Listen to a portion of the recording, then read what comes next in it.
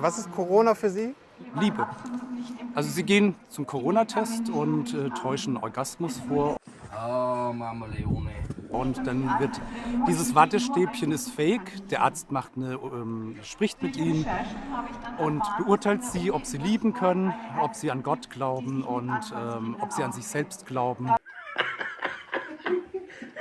Einer der wichtigsten Demonstrationen, eine Schicksalsdemonstration für Deutschland.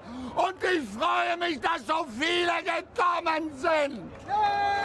Also völlig offen machen wir nicht bei der. Wir werden von Satanisten hier beherrscht. Ich habe nicht mehr, du musst da schreien.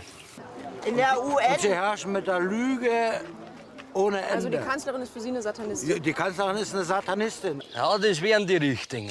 Lauter sicher nicht. Das war's. Was haben Sie denn auf dem Kopf? Ich weiß nicht. Sagen Sie es mir. Ein Aluhut. Oh, ich habe einen Aluhut auf dem Kopf. Das wusste ich gar nicht. Aha, das ist ein Nachteil von den großen Teufeln.